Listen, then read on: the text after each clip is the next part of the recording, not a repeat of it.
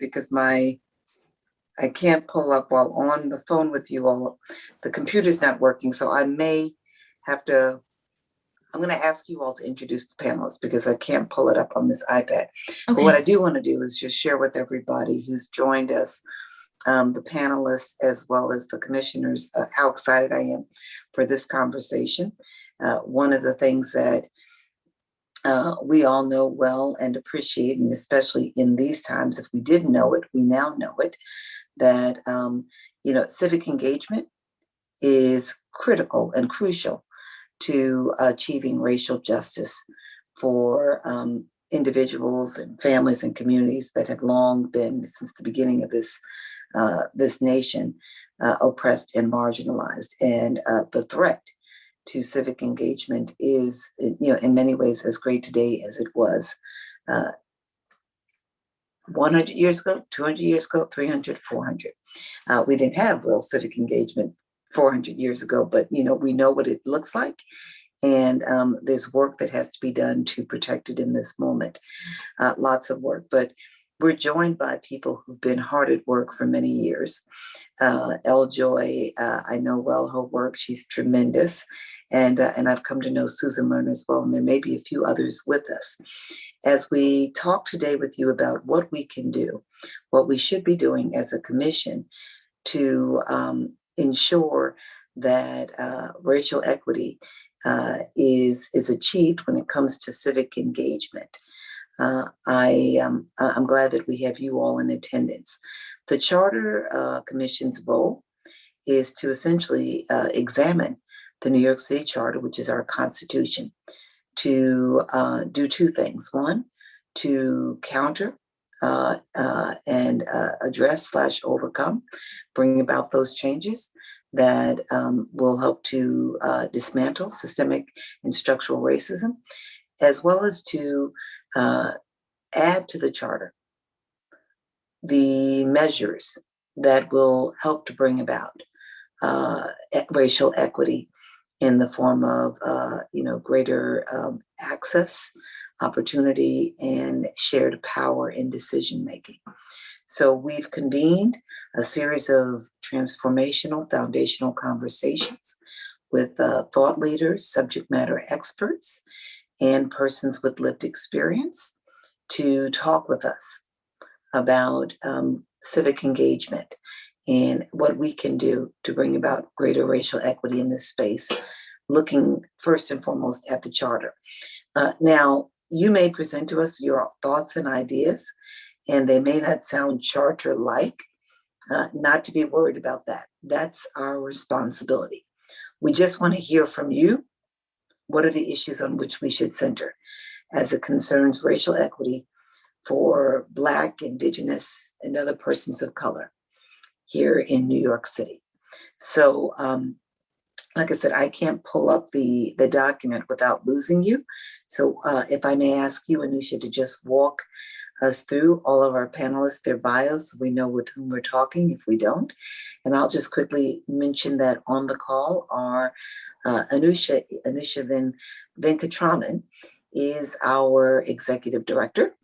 And the commission is comprised of 11 commissioners, and those who are present include myself, Jennifer Jones-Austin, Vice Chair Henry Dorito, Commissioner Larry Daniel Favors, Commissioner Joanne Yu, Commissioner Ana Bermudez. And I may be missing another, I don't think so though.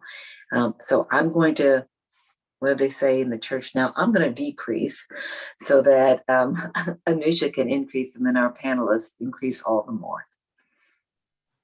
Wonderful. Thank you so much, Chair. And I will just give a note on format here, both for our panelists and for the public. This is a panel discussion, which serves as an opportunity for commissioners to hear from key thought leaders in the field. And it's an opportunity for commissioners to ask questions of our distinguished guest. This is separate from a commission meeting where commissioners will deliberate and engage in decision making. And it's also separate from public input sessions where we invite any New Yorker to come and share their thoughts and ideas. To that end, if anyone is listening in from the public on YouTube, you will have a chance to come out this Thursday to a virtual public input session, which is focused in on values and rights and principles that New Yorkers hold for themselves, their communities in our city. So that's this Thursday, 5 to 8 p.m. And you can go on our website, nyc.gov/racial justice to learn more. So with that, I will go ahead and introduce our panelists. I will read out the names and bios of everyone, and then we'll have our panelists present in this order. So first, we're pleased to welcome Echo Yanka, who's professor of law and chair of the New York State Public Campaign Finance Board.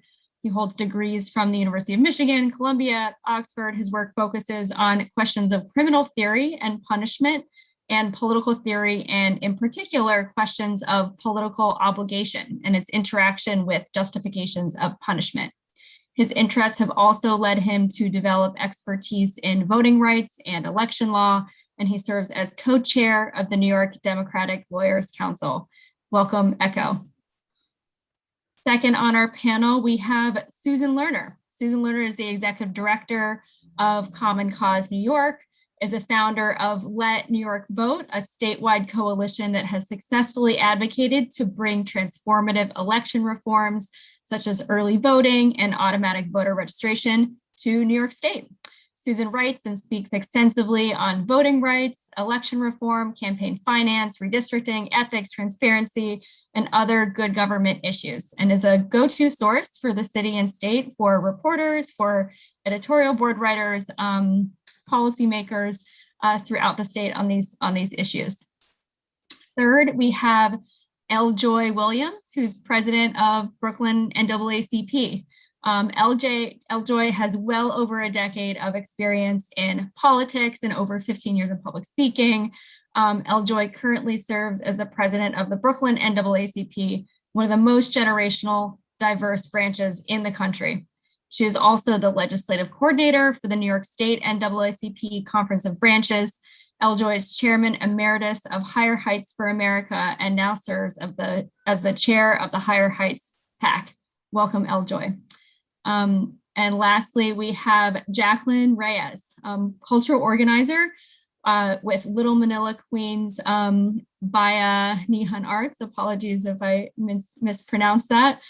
She's a visual performing and teaching artist, designer, and cultural organizer based in New York City. She earned her BFA in art photography from Syracuse University and her master's degree in arts education from the Harvard Graduate School of Education. Welcome, Jacqueline. So we will go in this order. So I will turn it over to Echo to present first. Well, thank you all so much for having me. I'm deeply appreciative to be in front of this committee or this commission. So as you mentioned, at one point I was a co-director of New York Democratic Lawyers Council, and I joined this group for the most basic of all reasons. I really, truly believed in helping people vote. And that meant in the old days, waking up at all sorts of hours, especially when I was a happy foot soldier, going places at 4 a.m. and helping people vote no matter who they are, including, by the way, helping people vote even when you knew they were voting against the things you held most dear. Back then, as many people in this room remember, and some of whom I've walked the road with for many years, we had a wish list of voting reforms to allow every New Yorker to vote and to allow New York to live up to its image as a liberal bastion, an image that was far outstripping the truth on the ground. Those included, as you've already mentioned, voter pre-registration, synchronizing federal and state elections, pre-registration for teenagers, voter registration portability, and especially early voting. And all those things I remember at the time we were told were good governance pipe dreams, goo-goo dreams, as we were told. And one of the things that's been remarkable over the last now over a decade has been watching one by one the accomplishments of all these goals. Almost all of these things are now law or on their way to being law in New York. And that's why I accepted my new role on the Public Campaign Finance Board, where I now serve as chair. It's because I truly believe that politics in money is inextricable from these issues of allowing people to vote. In 2018, I won't drop many stats, but in 2018, a stat which never fails to stun me, the top 100 donors gave more money to New York State candidates than all of the estimated 137,000 small donors combined. Again, the top 100 donors gave more money than all of the other small donors combined. A campaign finance board which matches people's donations at quite a high level. I can break down the stats if people are interested. Is one that will transform our New York democracy. It means that candidates will be able to run viable campaigns without seeking the favor of a few select few, or having a Rolodex full of millionaires and billionaires. And more, just as importantly, once elected, officials will be beholden not to a small group of high-powered, but can take their ideas to their broader constituency. It gives all New Yorkers a greater stake in their democracy. As many of you know, this law was enacted in 2020. It is the largest campaign finance project in the country. It will govern 213 offices, 217 when the statewide offices are being run. My board and my campaign finance board now controls, or will control, $100 million under its budget in order to meet its needs. These needs are urgent and time sensitive, and we were delayed by the late appointments of the commissioners, but we've really hit the ground running. On the Democratic side, where I'm in charge, we've hired Cheryl Kauser as the Democratic co-director, and her assistant is Catherine Orsino. Nick Cartagena is serving as co-counsel and was recently appointed. And we're aggressively hiring to fill the demands of our statutory obligation now. Those include mostly meeting our space and tech needs. But while we're doing this with an eye of making the campaign finance board look like the state that's going to elect it. So this will be the most diverse, I'm committed to, and this is already on the way of being the most diverse the State Board of Elections has ever been. And though we have a lot of work to do, I'm proud that we have 2 women leading the division. So that's where I've been, but I want to spend a few minutes talking about where we could go. And I want to talk about reversing our default in how we think about voting. In particular, my latest piece, which as an academic, you get to write in a more abstract way. But when asked for ideas I could bring this commission, my latest piece jumped out to me. I want to make a plug for the idea of a compulsory voting demand in New York State as a particular plank of racial justice. Let me remind us really quickly where we've just been. You all remember the pictures of armed protesters banging on the windows as votes were being counted in Detroit, protesting outside of the Philadelphia Convention and in Atlanta. Of course, this was an odd election, and it's easy to say that the unique circumstances of the election, Trump, and COVID might have led to this. But in fact, that's not true. Protesting Black votes has been a long part of an American history that rejects African Americans as legitimate wielders of political power.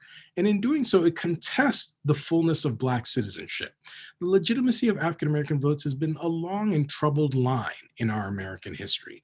And those scenes were just reminders that those days are not behind us. An opportunity to quell this locus of racial animus calls for urgent address. And one simple solution beckons. Notwithstanding sporadic attention, the idea that citizens should be legally obligated to vote, or at least we should build a structure which takes as its presumption that citizens are obligated, not just permitted to vote, which I've worked on for decades now, but obligated to vote, would be a way of changing and foreclosing an entire line of attack on Black citizenship. Now, the academic in me wants to go through a long, meandering story of how citizenship and full equality have become woven in. This idea goes all the way back to Aristotle. John Locke penned paeans to equality and liberty while indentured servitude was common, and Jefferson penned the Declaration of Independence while owning hundreds of slaves. Of course, I don't have to speak about the historical exclusion of women, but what we know is that through the fights of generations, we have secured the basic idea that voting is not something for a special dignified few. It is a sign of basic citizenship in our polity. The modern age is marked by what philosopher Charles Taylor called the politics of universalism, that's dedicated to the equal dignity of all citizens. And this has been nowhere more true than when we talk about African Americans, their votes. Since Frederick Douglass, who understood that not just escaping slavery, not just economic equality, but Douglass argued that African Americans would not be free until they had the right to vote. And so, as we see new contestations of Black power, everything from gerrymandering to voter ID laws and other voting dilution tactics, particularly aimed at African Americans. Think, for example, of the way in which Georgia changed its laws to make it more difficult to execute what we call souls to the polls, taking Black voters after church in order to vote. Makes us recognize that this contestation of Black power has never ceased. Only those with a dark sense of humor can appreciate the Supreme Court's conclusion that the country had changed so much that the VRA was not needed. Within hours of the Voting Rights Amendment being denuded, the Texas and North Carolina legislature had passed restrictive laws, or proposed restrictive laws to help depress Black voting. So, as I argue, if we thought of the world as one in which voting was compulsory, we would just change the way in which people attack Black votes as a full sign of citizenship. Now, I think compulsory voting has much to recommend it, and I could go on and on about it, but I just want to talk about the most major counter arguments, as I only have a minute left. You should note that compulsory voting is actually not rare. It is quite common in many places in the world. The places in the world that have adopted it see incredible compliance. They see huge upticks in voting, and even places that used to have compulsory voting that no longer do see an increase of voting for a long time afterwards. All of them widely beat the United States low voter marks. In particular, compulsory voting would help us in voting with less glamorous local elections, which have a much wider effect on everyday lives, including the lives of minorities. It would change the way in which in America, the educated and the wealthy disproportionately vote. And because you could allow people to vote for no candidate, or for any candidate, including no candidate at all, there's no reason to think that it would violate the First Amendment.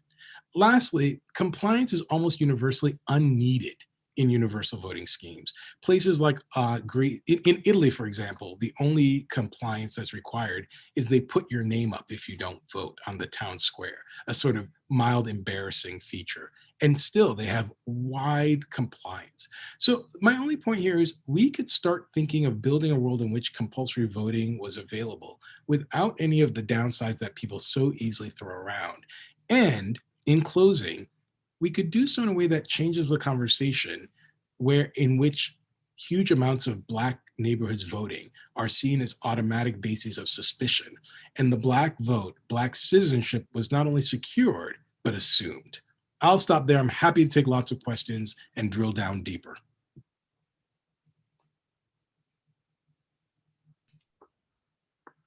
Thank you so much. We can move now to Susan Lerner.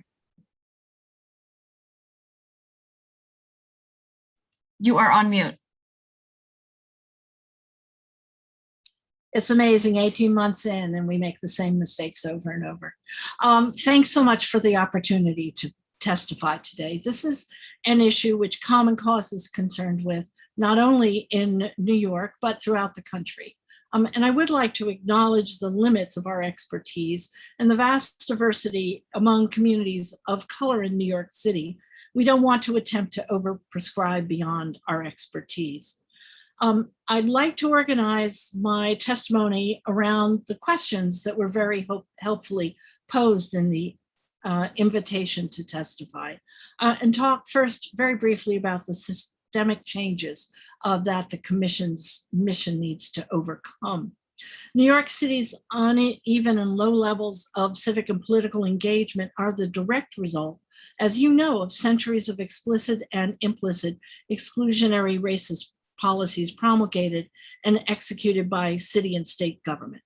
Common Cause New York and the Let New York Vote Coalition have worked tirelessly to level the playing field by making voting more accessible. But it's not new to say that civic and political engagement in New York City remains highly variable, and that city government has long failed to engage its residents and voters in a consistent and meaningful way. Too often, city government only works for the few well-connected, and too often elected officials and political parties operate like they're accountable to no one beyond their most fervent voters and their donors. That's why we championed ranked choice voting, which we abbreviate as RCV, for use in our local elections as means to flip the dynamic and put power back in the hands of the voters. As the city continues to grow, we must reimagine our approach to engaging New Yorkers in our vibrant civil and political life. You've asked for the most impactful ideas for encouraging civic and political engagement, and they are many, but I'd like to focus in on just a few that I believe is within this commission's mandate to effect.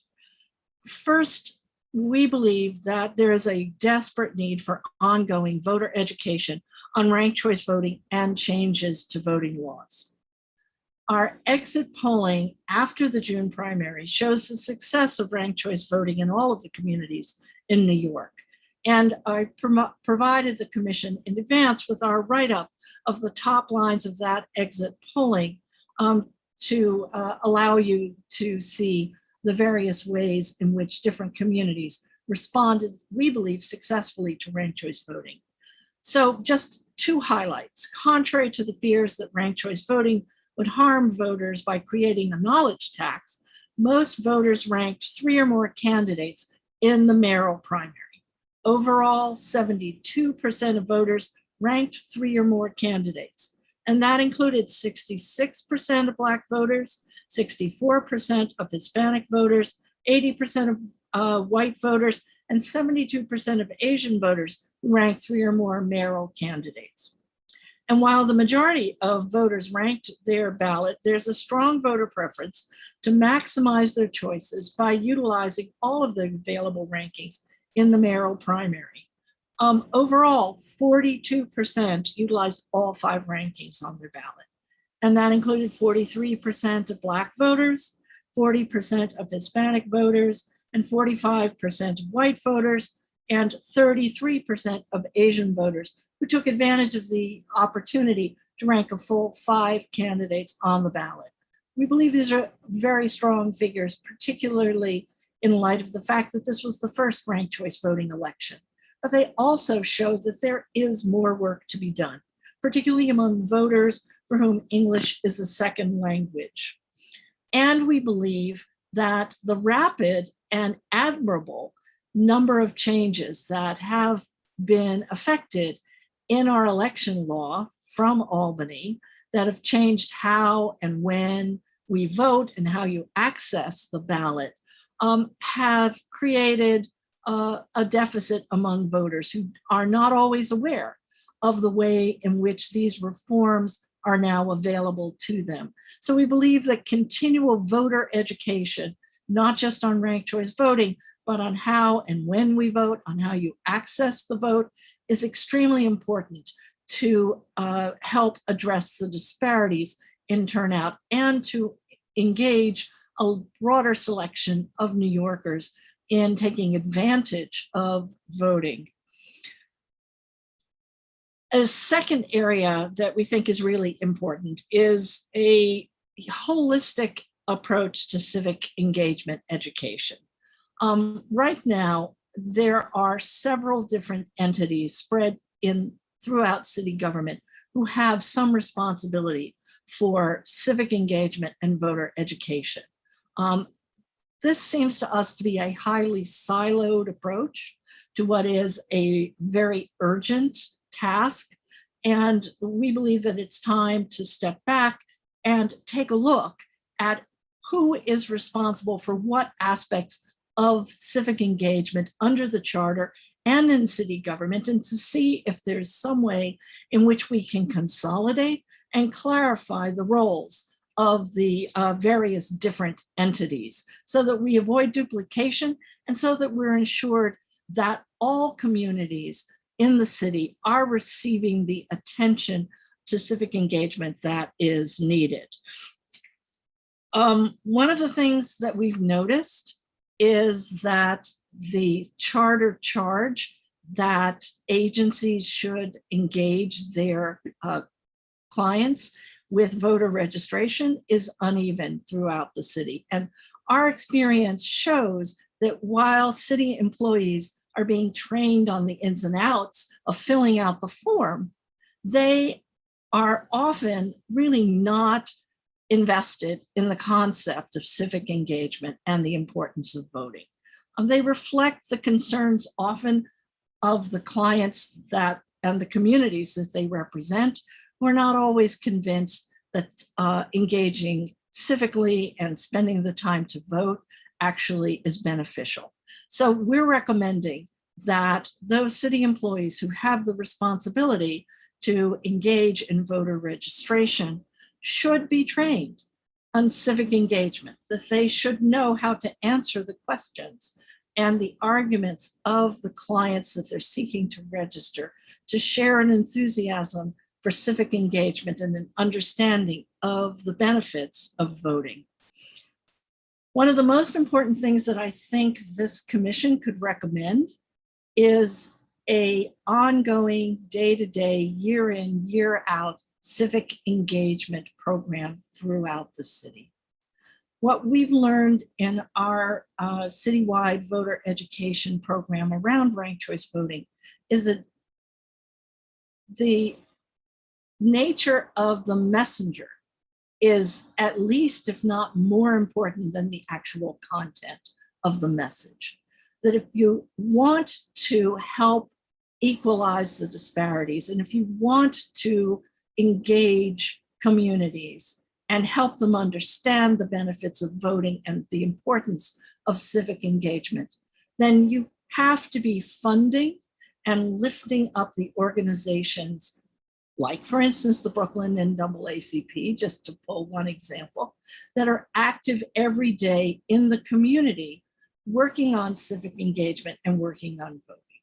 And I believe it's the city's role to help foster these organizations, to support their work financially, and to allow them to expand those efforts. We need culturally and linguistically competent messengers in every community across the city, carrying the importance of civic engagement and voting to people who often have other concerns than civic engagement on their minds. The community groups are essential, I believe, to helping equalize the disparities in turnout and engagement across different communities. We also believe from our experience with ranked choice.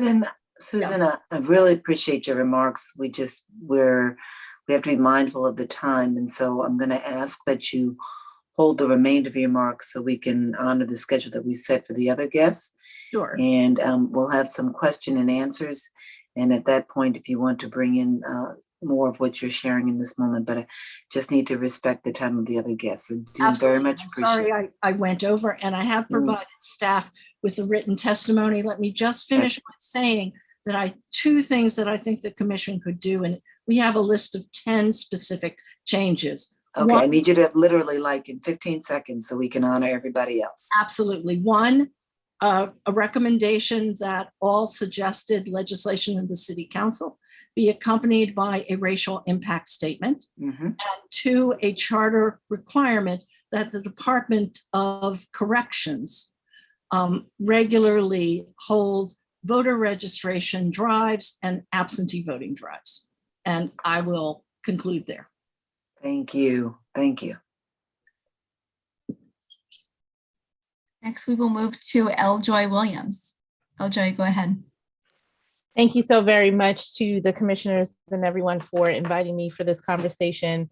I am going to say at front that I am going to provide a very lengthy written recommendation to the commission that not only includes civic engagement, but in a number of the areas that you have already held conversation on, that includes the voices and recommendation from NAACP members as well, as the commission is deliberating and discussing what issues, whether they be from housing to public safety, to other items that should be included in the conversation as you come up with your recommendations.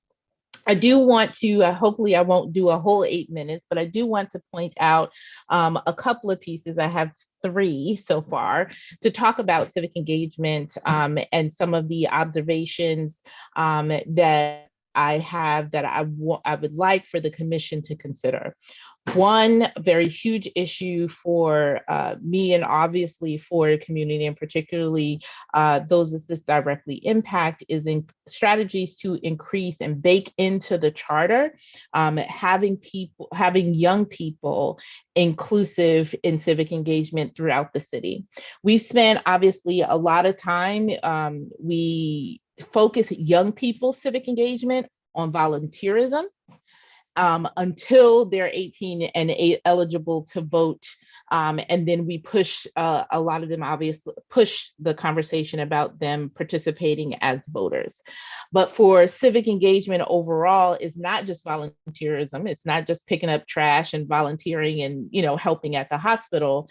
That we need to frame that civic engagement as them having a voice and a say-so in terms of their own community as well. It's been encouraging to see the over time participation of young people on community boards, participation of young people, particularly teenagers, on participatory budgeting. But I believe we can be forward thinking and how we can include and possibly mandate in charter in certain instances the voices of young people, that they don't have to wait until they're adults to actually be participatory in the say-so of their community. I think that tie-in would also help in terms of the education and engagement for them to be long-time voters or civic citizens overall, that they feel that they have a voice and a say-so even before they turn a magic age. And I think about that in the context of, we live in a city where predominantly our public education students are of color. We have young people themselves. We talked about in the Let New York Vote Coalition about pre-registration, about high school and things of that nature, but we can give them a civic voice that's not just volunteerism, but them actually being participatory overall in the civic life and their own self-determination for their community. I think that's particularly important because if you think of yourself and as someone who's also a foster parent and have worked with a number of young people under the age of 24, if you ask them, if I had the money to do a study on if they needed something or if they were in trouble or how to navigate certain agencies or things like that, where would they go? They have no idea. Right. And, just think about being 19, I need help with something. If I call somebody, it may be a punitive response in calling the police, calling, different offices or what have you. So being able to provide entree for young people to be a voice at the table, an equal voice. And I say that the equal and equity part is really important. In NAACP, it is actually in our Constitution and mandated that on our national board, all the way down to our local branches, that we are mandated to have young people an equal footing on the board. They're not just here, go get us coffee or interns or things, that they have an equal voice at the table. So I think that's something that we should consider. And something is regarding elections, definitely having the two preceding me talk about different strategies on inclusion. And we have been in lots of good trouble together at various points and sometimes have not been together on some points. But I do want to highlight regarding the ongoing education for voters on elections. Quite frankly, it's more likely that we don't have an election year, that we do have an election year than we don't, particularly in New York City. I think we don't have a year yet until when there is no elections, I think, was it 2025, right? So there is back to back, whether it's the presidential elections, local council elections. In New York City, we have a consistent drumbeat of elections. So there is no reason why we shouldn't have an ongoing 365 education program regarding elections and ballot initiatives, and making sure that whatever appears on the ballot, that communities across the city in various languages, having various messengers, as Susan mentioned, that we not have this ongoing communication, and certainly streamlining or having agencies and other entities collaborate on the best use of communicating that information is important, particularly as it pertains also to those areas that we can all probably rattle off our head that have consistently low voter turnout.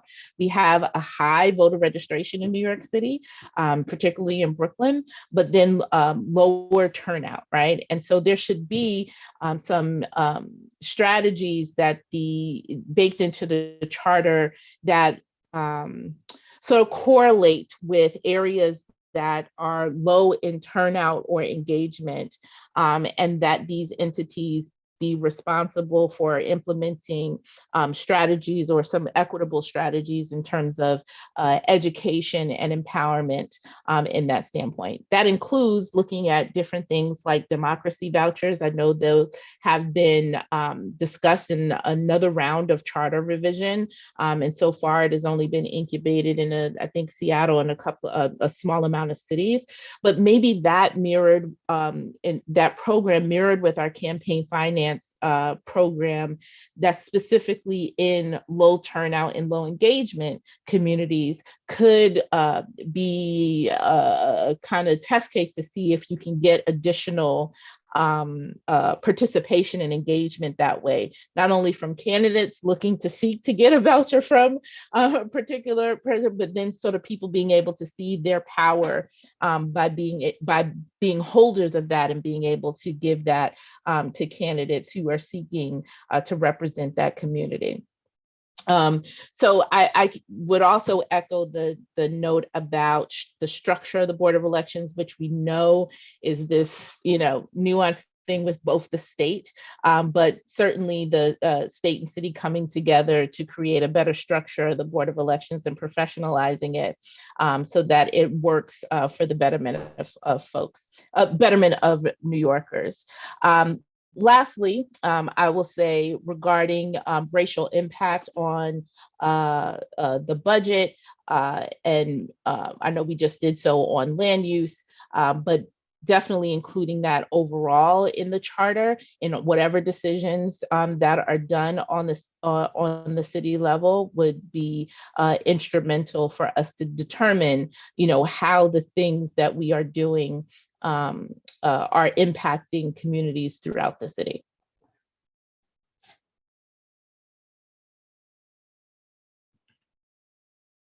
Thank you so much for sharing. Oh, I was gonna say, Oh, I was go like, ahead. I thought I was at 8 minutes. I'll save the other thing. Somebody will conveniently ask me a question of the one thing I forgot when we get to Q&A. Amazing. Looking forward. So now we move to our last panelist on this panel, Jacqueline Reyes. Hi, everyone. Good afternoon. Thank you for having me here today. Again, my name is Jacqueline Reyes, and I am a cultural organizer with Little Manila Queens by Anihan Arts. Before I start, I also just want to say thank you to all the panelists. I learned a lot from your testimonies here. And as the sole artist here, I'm very humbled. And I'm also really grateful to be speaking, to share my work alongside all of your work. And I'm also really excited to be representing my community and amplify, and here, I'm happy to be here to amplify the voices and stories of Little Manila and Queens. So first, I will talk about the values that I, as a community-based and social practice artist, center in my work. Second, I will talk about the unique role culturally competent artists can play in social justice work. Third, I will briefly outline examples of the work that my group has done to increase civic and political engagement and promote the empowerment of our community. And lastly, I will offer my recommendations to the Racial Justice Commission. So first, I would like to share more about the name of my group, Little Manila Queens by Anihan Arts. I'd like to highlight the Filipino word bayanihan. It refers to the practice in the Philippines where a community would physically lift a house and carry it on their shoulders from one place to another. The root bayan is the Tagalog word for nation, town, or community. Bayanihan literally means being in bayan. It refers to an important Filipino value, working together as a community to achieve a common goal. Additionally, in other contexts, the word bayan can also mean clarity or to illustrate. For us, the projects and initiatives we organize are guided by this spirit of unity and illumination to carry Little Manila, the home of the Filipino community in New York City. When we started this work, we grounded ourselves in the principles of social justice and creative placemaking. Both fields emphasize the importance of equity, access, participation, local partnership, and the use of arts and culture to model and achieve this. Our work is also grounded in a multilinear understanding of history. We acknowledge that as transplants and immigrants, we are settlers on stolen land. At the same time, we also operate with an understanding of how imperialism is connected to both New York City and the Philippines. In 1898, the Philippines declared independence after centuries of Spanish occupation, only to become later that year a US colony. Also that year, Manhattan, Brooklyn, Western Queens County, and Staten Island became the Empire State's metropolis, the city of New York. So those of us who come from immigrant communities in the global South recognize that our histories of oppression are rooted in harmful colonialist beliefs and practices, including the act of racializing. With that, we understand that intersectionality should be practiced in a far-reaching and border-transcending way, especially in the interest of promoting justice for immigrant and transnational communities. As artists, we know that a common assumption about what we do is create objects and experiences for economic growth. However, the power to create and add value is what can be utilized to produce more social justice and community abundance. As the great Angela Davis had expressed about art, quote, "In social movements, the artistic dimension is most often treated as entertainment. Art is crucial. Art is at the forefront of social change. Art often allows us to grasp what we cannot yet understand," unquote. To address the gaps in understanding in and about our community, we work towards illustrating or illuminating the people, their values, interests, and needs, and the systems that impact them. For us, this has manifested in a few projects I will briefly share with you today. Number one, Meal to Heal, our mutual aid initiative. Number two, the Little Manila Street Co-naming Initiative. And lastly, the Little Manila redistricting advocacy work that we are doing. Oh, okay. First, I will talk about Meal to Heal, our mutual aid initiative from the early months of the lockdown last year. We as a coalition of Filipino groups raised money to mutually support Little Manila restaurants and Filipino healthcare workers by ordering meals to be delivered by volunteers from our community and delivered to healthcare workers, Filipino healthcare workers. Through this effort, we sought to cultivate a sense of bayanihan, or community unity, as I expressed earlier, to center and support the most vulnerable in our community, the Filipino essential workers in the hospitals, nursing homes, and restaurants. Simultaneously, we were trying to identify and understand the unique impacts it had on our community. Months later, a study done by National Nurses United confirmed what we had anticipated. Nearly a third of the nurses who died from coronavirus in the US were Filipino, even though Filipino nurses only make up 4% of the nursing population nationwide. During this time, we were trying to find other ways to mitigate our community's invisibility. We did this by launching a community awareness campaign to amplify the history of Filipino nurses coming to the US to address the deficit of care, and subsequently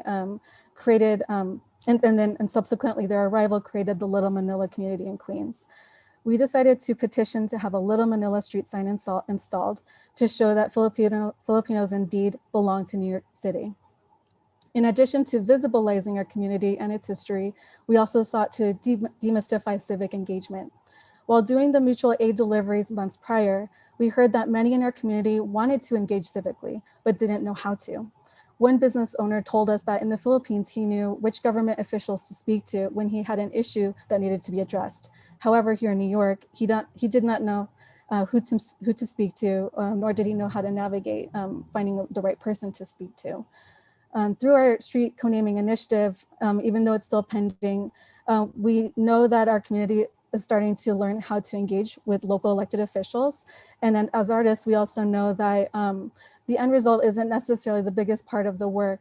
It's also about the rigor, the sense of agency you get from trying to manifest this vision. And from this work, we had built momentum and created a foundation for our current redistricting advocacy efforts. As artists new to redistricting efforts, we did what artists do, go to the drawing board.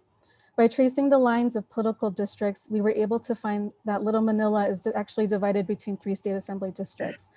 From this, we encouraged others to see what we saw and did so by creating portraits of our community, both photographic and written, in the effort to advocate for ourselves as a community of interest that must be kept together so that we could have a stronger voice.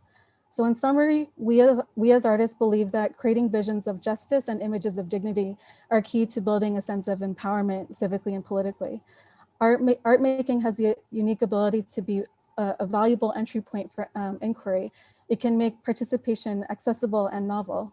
We understand its power also to blend different forms of knowledge and agency, and its ability to illuminate all our collective blind spots. With that, I asked the Racial Justice Commission to reconsider how certain epistemologies and engagement practices prioritize certain forms of knowledge over others. In my community and other immigrant communities, we see how this manifests when certain immigrants with advanced skills come here and then their values aren't seen. And so they are subject to different like high standards or certification, and therefore can't like exercise their own knowledge and expertise fully. And I think here the Racial Justice Commission has an opportunity to even the playing field. Lastly, as an Asian American, I want to advocate for a greater and more nuanced, I guess, the visibility for all the Asian American communities, disaggregate the data on our community, broaden the borders in which we are defined so that we can fully participate, not just as like an other POC group, but as full participants who want to be a part of the civic and political life here in New York City. Thank you. Thank you so much to all of our panelists. At this point, we will open up to Q&A from our commissioners.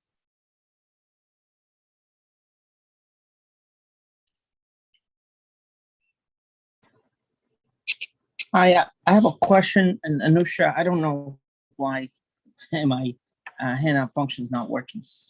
I guess this is a question to all the panelists. One of the biggest discussions that we've had has been the proper distribution of resources among what already exists, where we have all these systems that seem neutral in some way, but in reality have disproportionate hurt communities of color.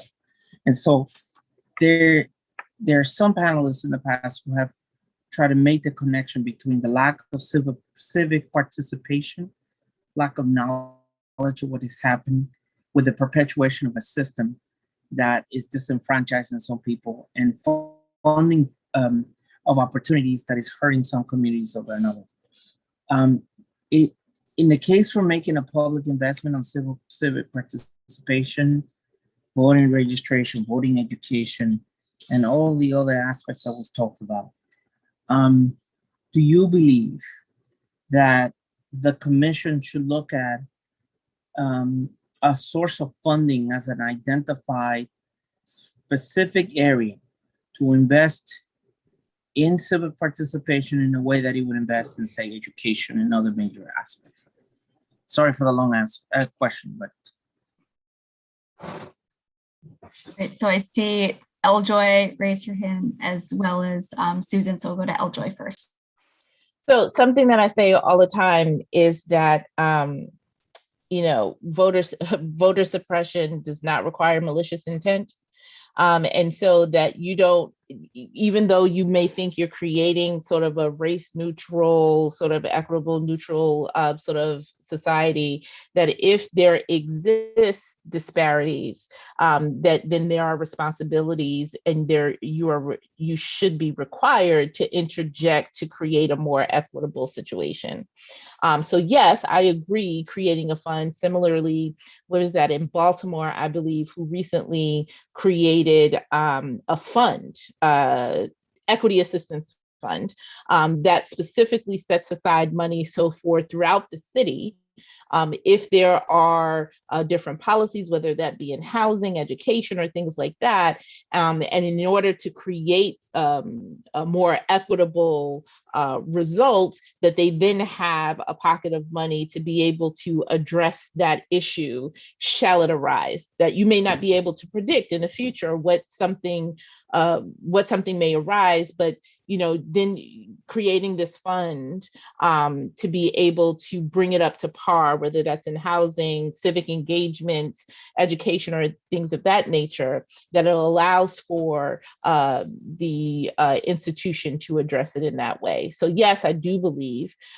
creating a fund, because sometimes you need money in order to make things happen, and not just moving people around or making different decisions. So in our recommendations, we recommend consolidating civic engagement and voter education, perhaps into the Civic Engagement Commission, and providing a regular funding stream. And I guess our preference would be a mechanism similar to the one that the Campaign Finance Board has, which is a direct draw on the general fund as part of budgeting, rather than a specific set aside, so that the variability can be handled, and that it's seen as a core obligation of the city that should come from the general fund on an ongoing basis in really significant amounts, where we feel that the funding should be at the multi-million-dollar level on an ongoing annual basis. Susan, and to all the other panels, that's the distinction I'm trying to make.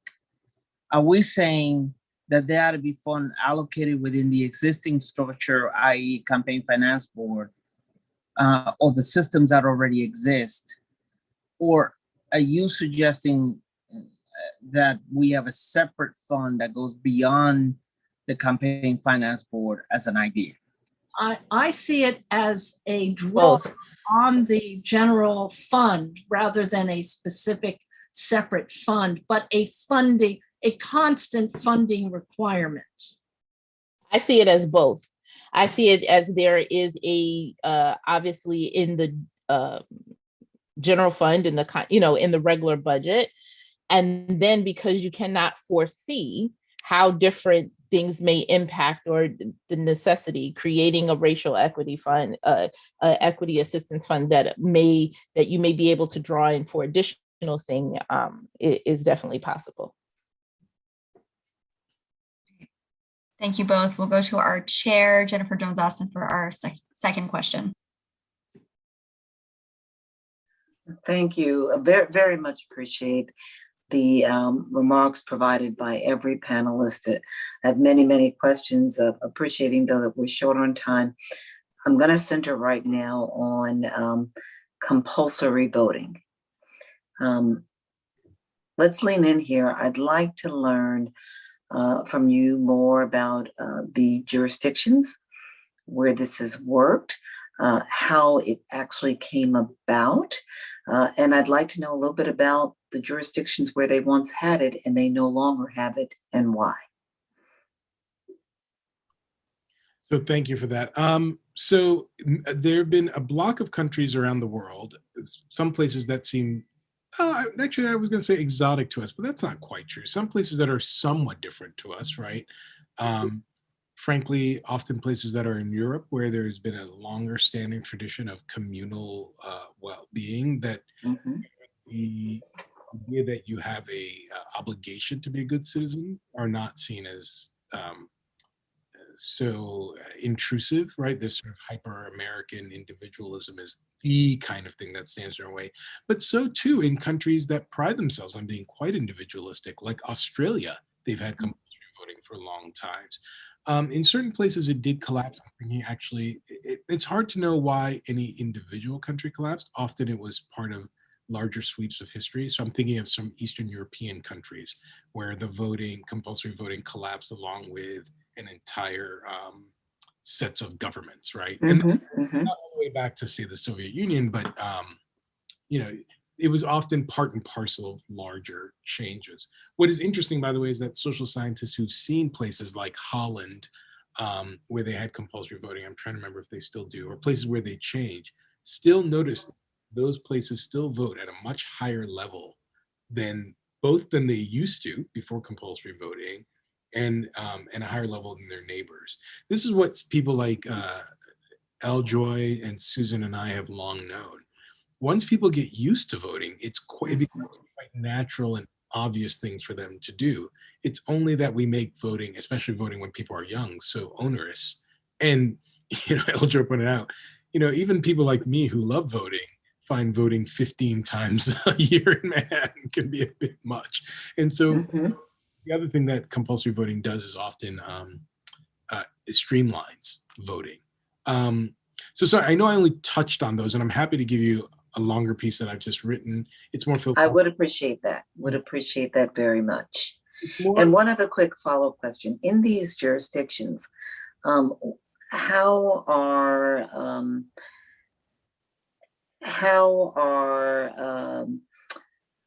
persons with criminal histories? Are they included? Are they not? As well as persons who are residents but not citizens? So the citizens question, I can't answer jurisdiction by jurisdiction. I can say that my rough instinct, having surveyed it, is that citizens are usually not included, right? That voting has long been tied to the idea of citizenship. Okay. Great questions. And by the way, I'll go back and look to see if there's some exceptions to that, because I want to make sure to give you a more precise answer. But one of the great questions, and I meant to mention this, I think compulsory voting in America has this unique attraction precisely because we are actually one of the countries that disenfranchises so widely those who couldn't vote before. And as you all know, that disenfranchisement radiates out in racial terms. So in some places in the South, a quarter of the Black men cannot vote. More than that, if I may point out, not only is it a practical effect on who can vote, but it radiates, if huge percentages of your community don't vote, you're less likely to vote yourself. And lastly, one of the things that really matters is it makes it natural to think of Black voting as suspicious, right? Once you start to think, oh, all those ex-cons who are all Black can't vote, it becomes a natural idea that there's something weird when some large percentage of a Black community votes. People look to see if there's something statistically anomalous about that. And so I think compulsory voting has a particular racial attraction in America precisely because it could help us address felon disenfranchisement. Last thing I'd say is you notice that when we tried to take this on piecemeal, like in Florida, where a huge state referendum, amounts of effort were spent re-enfranchising ex-felons. In North Carolina, governors in one state and the legislature in another reacted by, frankly, just really awful behavior, borderline illegal behavior, to take those rights away again. And only when their Supreme Court stepped in were those rights re-enfranchised. So the piecemeal version is a long, hard slog. And this version flips the question on its head and says, we expect people to vote. Thank you. Thank you. And I would appreciate whatever materials you can provide to us in your article. Thank you. We will move to Commissioner Hamilton. Apologies for being late, and apologies if my query was answered before I joined the group. And it's also around compulsory voting, where I'm curious the legality of a district like New York City being able to do it in the larger U.S. context. And if the answer is yes, are there any examples of in America of compulsory voting? The idea is very compelling to me.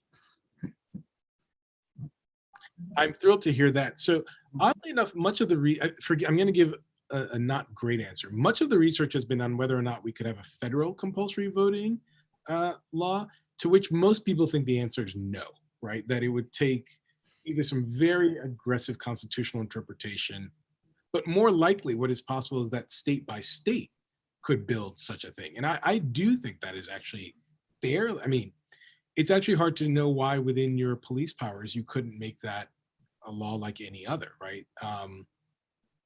Again, I'm trying to think of the constitutional challenges. I don't think it violates the First Amendment, right? I don't,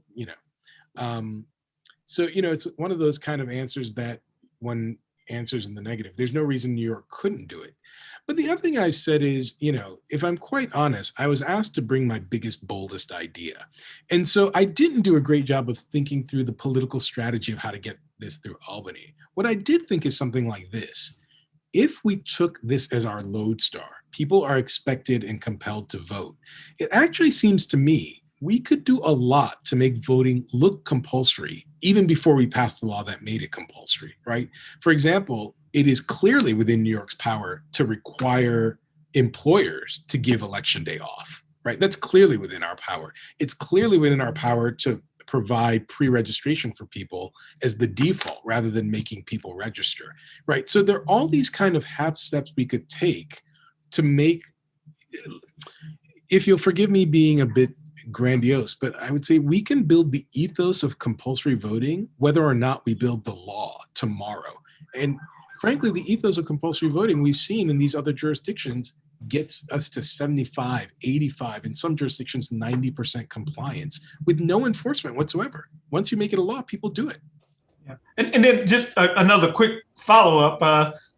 Given, if we were to pursue the ethos of compulsory voting and the disenfranchised law still exists, could there be unintended consequences of making a population worse off in that context? I worry about that. And part of the article I've written is about the question of those who don't want to vote, or those who frankly are attracted to the idea of letting lots of people not vote. What do you do if you empower a small educated group of people to vote?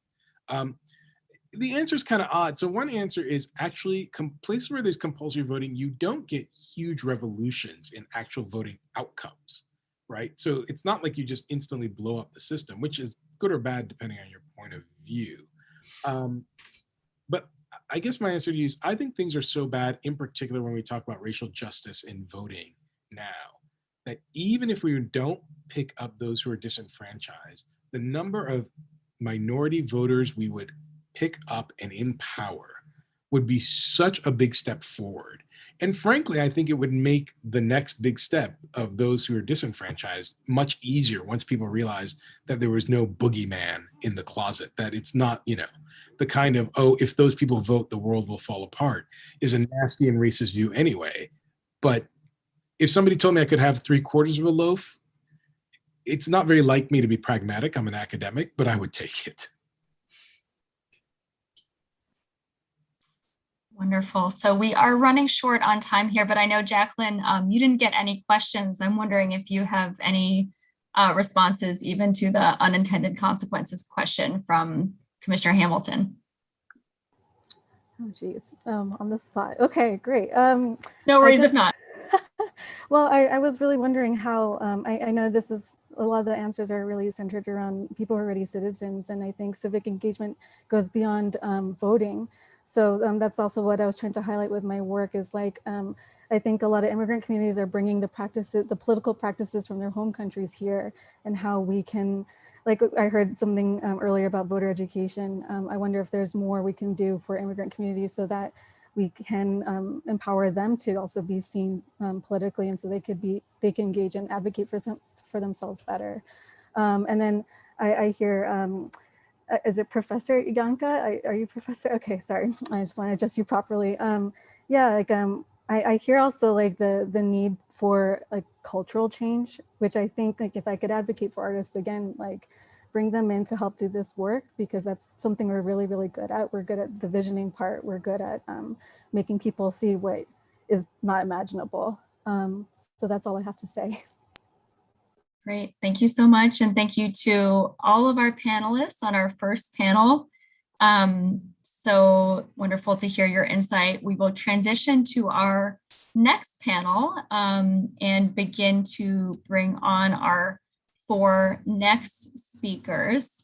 I will start to introduce them and read their bios while they're moving over to panelist mode. We have Lourdes Rosado, who is President and General Counsel of Latino Justice, and is the organization's 10th President and General Counsel, and the 3rd woman to lead the organization.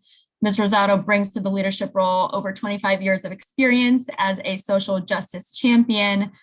She has successfully led and directed targeted advocacy efforts on a wide variety of civil rights issues, including challenging the rescission of DACA and the enactment of the Muslim travel ban, fighting dangerous conditions of confinement for youth in correctional and child welfare facilities, and many more. Welcome.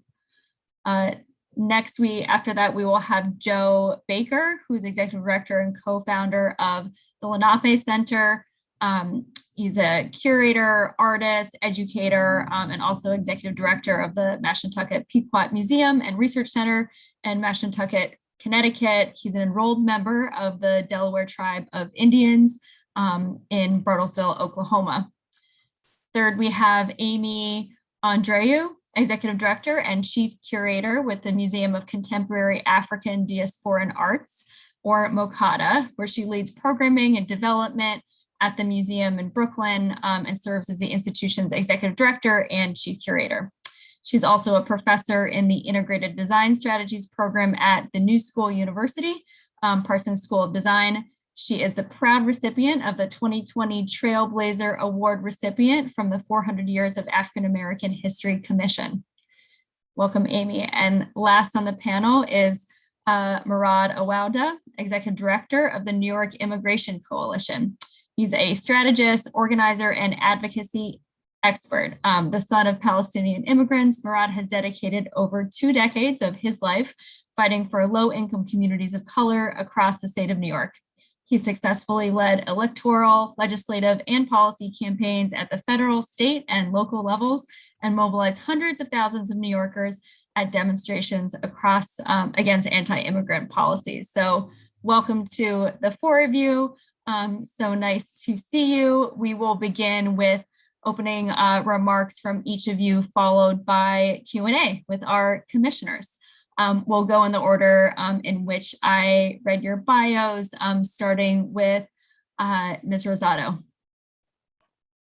Thanks so much. Thanks, Anusha, and thanks to the Commission for inviting Latino Justice and other community groups to speak about what structural changes and policy reforms we can implement, particularly through the vehicle of charter revision, to dismantle systemic racism and advance equity on all fronts in New York City.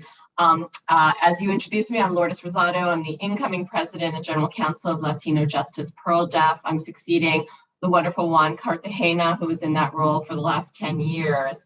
I'm sure many of you are aware that for about almost 50 years now, Latino Justice has worked to cultivate a more just society by using and challenging the rule of law to secure equitable and accessible justice for all and opportunities, as well as to empower and foster leaders within the Latinx community. And we use a variety of tools to do our work, including litigation, policy advocacy, strategic communications, and organizing and education. So LGP, Latino Justice Pearl Def, focuses on advocating against injustices in New York City, as well as throughout the whole country and Puerto Rico. And we focus on such areas as the criminal legal system, immigration and immigrant rights, economic justice, access to education, voter rights, and more.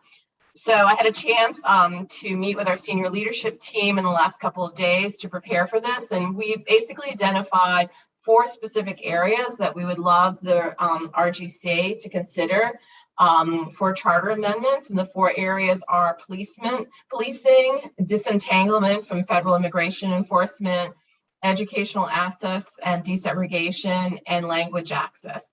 And if there's time, I want to get a quick note in about expanding voting rights, but I'm going to try to be quick because I have 8 minutes.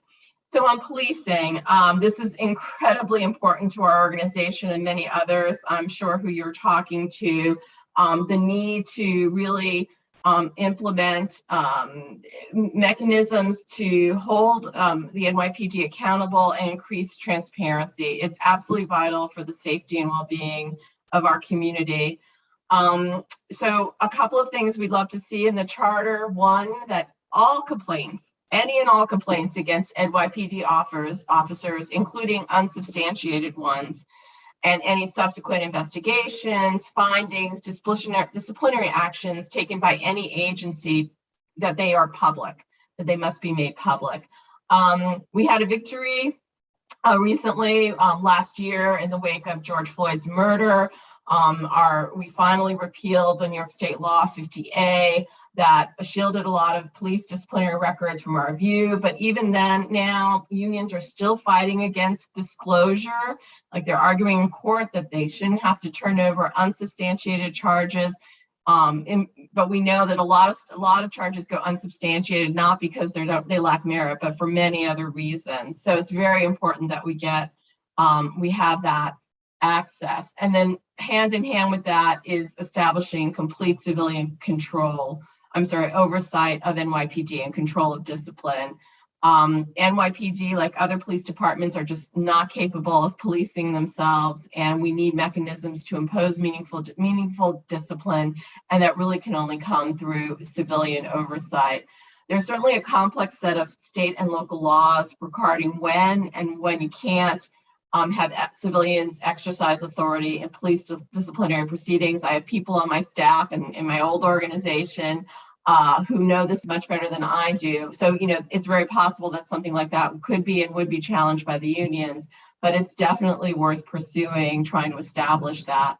And we just want to say that we'd also be wary of any kind of proposals or charter memos that would center too much power in one entity or one office, like the mayor, in terms of appointing people to any kind of civilian oversight commission. We have to make sure that power is dispersed in order to for integrity purposes. So topic number 2, disentanglement. I am not going to spend much time on this because I am sure my colleague from the New York Immigration Coalition is probably going to talk more about this. But this is really about embedding in our charter prohibitions on NYPD, the Department of Corrections, from sharing information with federal immigration authorities on civil immigration enforcement. Also, that those entities don't hold individuals in custody beyond the time authorized by state law in order to transfer that person to federal immigration authorities unless there's a judicial warrant. This would align with the AG's opinion of April 8th, 2020, and recent court decisions saying that is illegal to hold people. And also that there be something in the charter about, just basically saying that New York City and its agencies are not going to enter in any cooperation agreements with the feds to do civil immigration enforcement, like the Section 287G agreements that we don't have many of in New York State, but there's at least one in Rensselaer County. Topic 3, educational access and desegregation. This is a big issue for us. We would love to see more provisions that basically eliminate high stakes testing as the sole means for children to enter into specialized high schools. While New York State imposes a testing requirement on the big 3, Stuyvesant, Bronx Science, and Brooklyn Tech, there are still a number of other schools, specialized high schools, that are not subject to that New York State law. So, we can create provisions that would affect those seats, and New York City can obviously create more schools and seats that can be available to youth without having to take a single high stakes test to get in. So we would love to see more institutionalization of that concept, and also relatedly eliminating gifted and talented programs for the younger kids, the K through 8. Because all of this, the testing requirements are just creating what is one of the most highly segregated school districts in the country. And 4th is language access, which sort of is an overarching umbrella that basically covers every city agency and people's accessibility and ability to get the services and benefits and the protection to which they're entitled. We'd love to see a commitment to ensuring that every city agency is really fully funded for translation and interpretation services for every language that's spoken in New York City once the speakers of that particular language reach a certain benchmark, let's say, in terms of being a certain percentage of the city's population as measured by the 2020 census.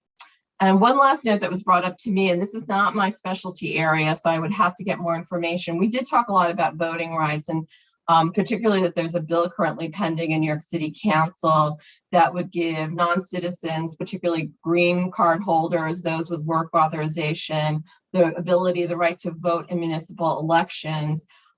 We went back and forth. There's some discussion about whether it makes more sense to pursue that as a piece of city council legislation or pursue that through charter revision. And a lot of my folks sort of fell on the side of the line, thinking that for strategic reasons, it may be better to pursue it through a city council bill as it is now posture, it is now poised to do, as opposed to seeking charter revision with that particular provision. So more happy to go back and get more information on that from my gang, since it's not my particular area of expertise. So I'll just wrap up and say really thank you again. Looking forward to hearing what others have said, and we're just, Latino Justice Pro Def really stands ready to assist the RJC in any way, doing additional research, drafting, being a thought partner, whatever you can imagine, in pursuing this structural change. So thank you. Absolutely, and thank you so much for that generous offer. Next on our panel, we have Joe Baker. Good afternoon, everyone. I'm Joe Baker, as mentioned, co-founder and executive director of Lenape Center, based here in Manhattan. And I'm thrilled that I have the opportunity to join the discussion today, because frankly, the original people, the first people of New York, are not always included in these discussions.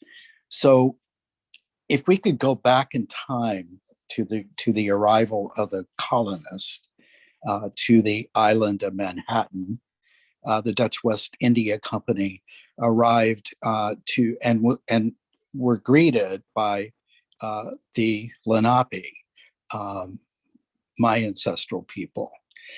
And the traditional values of our people, generosity and beauty, resonated at that time and still until today. Lenape Center was founded in 2009, 12 years ago, as a response to what we identified as the complete erasure of our culture within the city of Manhattan. We were no longer part of the public consciousness of the citizens of this city and state. And we were often discussed in terms of anthropology or archaeology. There was a total dismissal of the reality that there are 5 federally recognized tribes, 3 in the US, Delaware tribe, my tribe, Delaware Nation, both in Oklahoma, the Stockbridge-Muncie community in Wisconsin, and 2 federally recognized tribes and communities in Ontario. These are all communities that exist in the diaspora. They were all forcibly removed from the homeland. And it is our mission to continue Lenape art and cultural presence within the city of New York. So I would just offer that any discussion around equity and social justice include the voice of the first people, the original people of the island of Manhattan. And furthermore, I would offer that the city of New York and the state of New York could really benefit by including sovereign nations within the broader discussion. That could set an amazing example for other communities within the states. A city that would actually reach out government to government with tribal nations would be, I think, very meaningful and significant.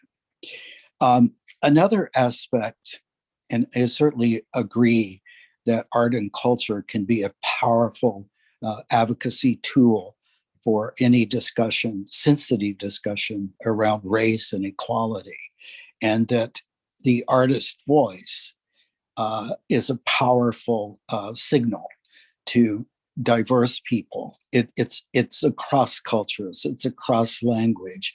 It speaks to the universal, it speaks to the life force, it speaks to the essence of being human. And any effort going forward, I think, should include artist and artist voice. And I certainly would suggest that the original people, the Lenape people,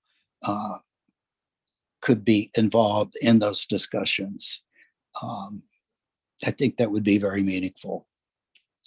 So that's really what I wanted to say today and offer and suggest that before us is a really unique opportunity to become truly inclusive, government to government, and to recognize the sovereign nations that were that New York, the island of Manhattan,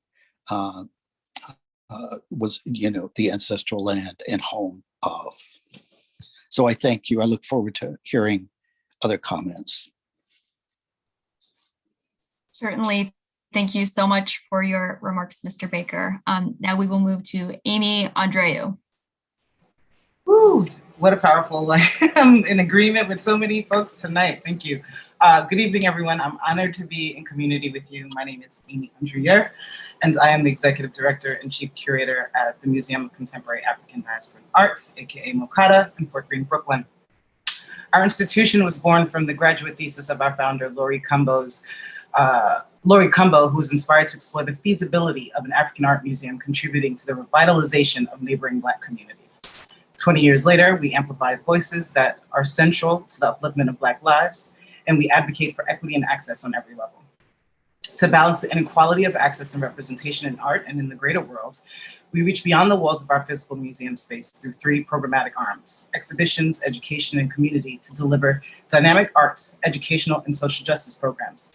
To date, this includes 60+ exhibitions, 500+ public programs, conversations, community gatherings, healing circles, learning opportunities, and more in the gallery, the street, parks, schools, public housing, and beyond. More than a museum, MOCADA has become a critical tool for welcoming those who are systematically left out while engaging with people across social divides. In fact, many organizations, as we've heard from both Joe and Jacqueline earlier today, who are like MOCADA, who serve vulnerable communities, we are a critical resource to those communities, meaning we aren't just arts and culture practitioners. We have a double remit that goes beyond art to act as a safe space that delivers aid to our local community in all its forms. But due to historical barriers and cultural preferences for charitable giving, and the fact that many traditional funders rarely understand the significance and impact of institutions like ours, the trickle-down effect of being underfunded has a direct effect on our community. Meanwhile, many in MOCADA's core audience face educational, economic, and exposure barriers preventing them from creating sustainable lives, let alone making it through traditional museum doors. In recent weeks, we have seen firsthand how fragile our livelihoods are, especially when placed in the hands of broad legislation that falls short due to their limited understanding of the nature of our lives. And COVID-19 continues to exacerbate those issues that were already prevalent, such as lack of access to standard education, healthcare, and other resources necessary for our community stability. We, both arts and culture institutions serving vulnerable communities and the vulnerable communities themselves, deserve an opportunity to determine our own fate, especially as we try to bridge the socioeconomic divide that will grow as a result of this pandemic. So how can we take advantage of the moment of social reckoning and COVID isolation to create access in a way that truly eliminates barriers to the arts, education, and other sustainable resources? How do we as an institution continue to address the challenges of our communities, to address the challenges our communities face if we too face uncertain times? Can New York City create an annual fund that subsidizes the operating costs of small to mid-sized organizations that serve as centers of power, to quote my colleague Dudley Cock, within their communities, much like CIGs or cultural institutions groups receive each year? If you're unaware, as an example, in 2018, the subsidies that CIGs received range from about $189,000 to $25.2 million. There has been much movement around coalition building as a result of the pandemic. In fact, I joined Dr. Morena Vega's Creative Justice Initiative last year, inspired by her 20+ year history leading the Cultural Equity Group, fighting on behalf of small to mid-sized cultural organizations who are ever committed to using the arts as a vehicle to uplift, support their communities from within. And yet, despite their tremendous work, these institutions continue to struggle to keep their doors open, perhaps because they receive 76% less in unrestricted funding than their white counterparts. Interestingly, I also took part in a series of conversations on reparations created by and led by FAB New York City's executive director, Ryan Gilliam, who invited a few of us to moderate conversations with leading policymakers, including Anusha, and thought leaders tackling the topic in innovative ways, like the example of Robin Rue Simmons of Evanston, Illinois, who led in the creation of the world's first government-funded slavery reparations program, one that posed a solution to historic housing discrimination, redlining, and the need for home ownership through the city's marijuana tax. How might New York City learn from this example? Conservatively speaking, the New York State Cannabis Marijuana Regulation and Taxation Act could bring $350 million in annual taxes to the state and potentially create 30,000 to 60,000 jobs, officials have said. More specifically, New York's marijuana plan calls for a 13% tax on retail sales, with 9% going to the state and 4% going to local governments where the sales take place. Municipalities that allow marijuana shops to open will get 75% of the local tax revenue, while counties will receive 25%, according to the new law. It has also been promised that some of this new tax revenue would flow into a special fund entitled the Community Grants Reinvestment Fund, where 40% would be dispersed to build new social and economic equity programs. For perspective, 40% of $350 million is $140 million that will be distributed to community organizations based in communities most affected by Rockefeller drug laws, the Rico Act, the school to prison pipeline, gentrification, etc., or so they say. Last March, Assembly Speaker Carl Heastie said, passage of this bill will mean not only legalizing marijuana, but also investing in education in our communities. And it brings to an end decades of disproportionately targeting people of color under state and federal drug laws. And thinking about Central Brooklyn, a community severely impacted by all of the above, a community in which I serve, my hope is that the city and state will think thoughtfully about to whom this special fund is distributed. More specifically, I implore them to invest in arts and culture organizations, pillars of local communities, as recipients of said fund, to use art as a tool for economic stability, community strengthening, wellness programs and learning, to create cooperative life-affirming opportunities and intra-community participatory civic experiences, to offer solution-oriented, community-grounded strategies in partnership with members of our communities to rethink issues like recidivism and food insecurities, to stimulate local economies that lead to financial stability for all, and to advocate for resources and attention to be shared equitably among residents, to empower vulnerable communities towards healing through representation and dialogue, to shift the realities of residents to reclaim spaces where creativity and excellence can thrive, and finally, to enhance the livability of artists, educators, organizers, and residents, especially youth, simultaneously. Thank you. Thank you so much. Last but not least, we move to Murad Awada. Thank you, Anusha, and thank you all to the folks on the panel and to the Racial Justice Commission on holding this event. My name is Murad Awada. I'm the executive director of the New York Immigration Coalition. We are the oldest and largest immigrant rights organization in the nation. We have members across the entire state of New York, from Buffalo down to Brooklyn to the East End and Long Island, with the vast majority of our membership in New York City. We are an advocacy and policy organization, and we continue to be at the forefront of fighting for immigrant rights as well as the rights of communities of color. Today, I wanted to share a couple different points I think would be great to have under consideration in this commission.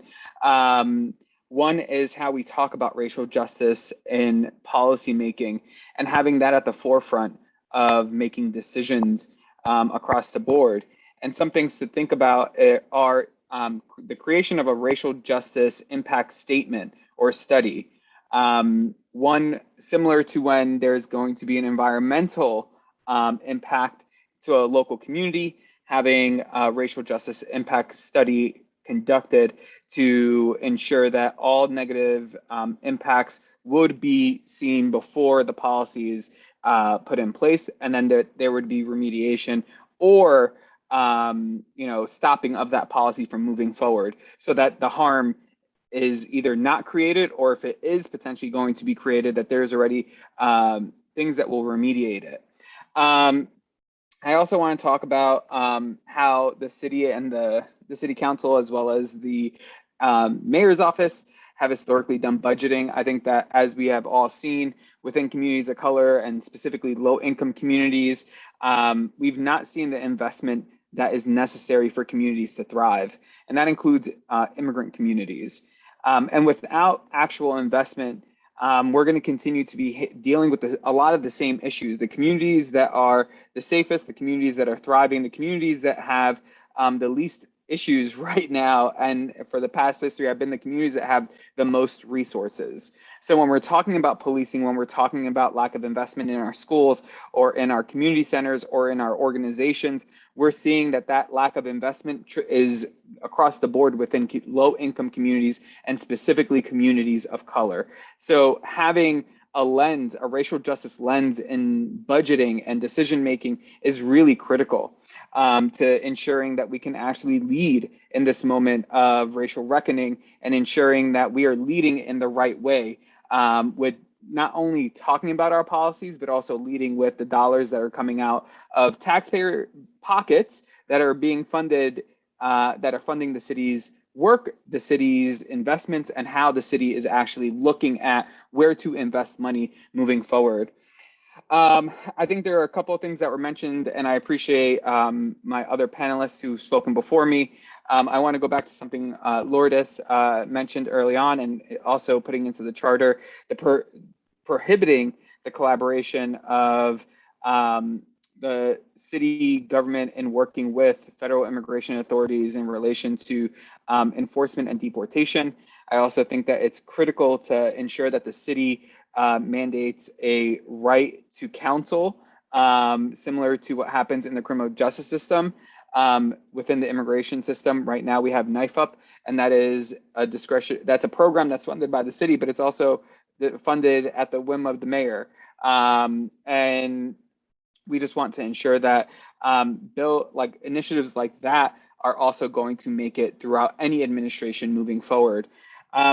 Additionally, making sure that when we're talking about the policies that we have been able to get passed within the past 10 to 12 years, that some of them rise to the top where they should be added to the charter. I think language access, as mentioned before, is really critical to ensure that the city is taking a lead on ensuring that we are staying up to the times.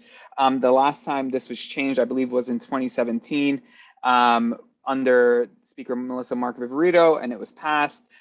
We want to ensure that we don't have to fight that hard to get language access in our institutions, our city-run facilities, in our children's schools, to ensure that everyone has the accessibility that's needed to participate within civic life. I also want to talk about participatory budgeting. And I know that this isn't the area for it, but I do want to talk about civic power and how participatory budgeting has been powerful in communities where PB has launched, right? It's been over 34 different districts. And this is pretty much giving people who are in the districts the right to say where the money that they are getting to their district goes. And I do want to see this expanded within the city, not just within council districts. Some agencies started doing it, but because of a number of different hurdles within city procurement processing, it kind of is a very slow process. So how can we expand PB into not just city council discretionary funding, but how can we do it on an agency level? What if communities decided where they felt money should be spent from the NYPD's budget? What if they decided where money from NYCHA's discretionary pot or whatever they're doing to engage community, how they decided how that money went? DOT, every agency in the city should be thinking about how they're engaging communities at a different level than just having like a submit your comment moment. People should have the right to vote for what they want that money to go to. And then I don't know how I'm doing on time, but I don't want to jump over time. The last piece I do want to talk about is Our City, Our Vote, which was referenced earlier around providing the right to LPRs, legal permanent residents, as well as those with work authorization to vote in municipal elections. This has been an over 10-year campaign. and we just hit a supermajority in the City Council. We expect to have a hearing relatively soon on the bill and are hoping to get it passed by the end of this year. So we want to talk about how do we enfranchise and bring in more people into our electoral system. We have to really bring in over 1 million people who've been left out, who are paying taxes into the system and then aren't having a right in who represents them to decide when their trash gets picked up or when it doesn't, who is voting on what bills that are impacting their lives personally, and so on and so forth. So thank you for the opportunity to join you all today. I'm happy to answer any questions, and I thank the panelists for the amazing work that they're doing across the city of New York. Thank you so much, and thank you to all of our panelists. Much to chew on here, and I see 2 hands have gone up immediately. I believe our Vice Chair, Henry Garrido, had his up first. Thank you all for the work that you do and for commitment to New York. I have 2 questions. One is regarding language access. And one of the things that we struggle in the commission has been on the issue of accountability. We have seen laws in New York that talk about language access, from local law 38 some years ago to the 2017 local law that acts that you mentioned in your presentation. And yet we see the same lack of language access year in and year out. And so I'm wondering, where do you see, as a panelist, language access continuing, or lack of language access continue to be a problem, and where you believe the charter could amend to send a stronger message that this is not just lip service, but that there is in fact accountability for agencies not delivering? That's my first question. Do you want me to answer it now, or do you want to ask your second question as well? I want to ask my second question because I'm curious. One of the debates have happened about this issue about municipal voting rights is the idea that you have a stronger position if you did a charter amendment that you did a city council bill, because there might be challenges in a single city council bill, or you might find a little bit of hiatus between this council and the mayor, given the structure. So there was a mention, I think it was by you, Lourdes, that talked about the fact that there's been a debate of whether in fact we should do an amendment to the charter or that it should be done as a way of the bill, but it was decided that it would be, I think, moving forward as a bill. And I'm curious as to what made the decision more in a preponderance to try to do the bill that it does through a city charter amendment. And doesn't that present other potential city council, potential legal challenges to the idea through this council? Those are my 2 questions. Thank you. So I can jump on the language access piece. And I think accountability is key in this moment. And we need a strong administration that's going to hold agencies accountable. And I think that when we're talking about language access, we have to actually start talking about language justice.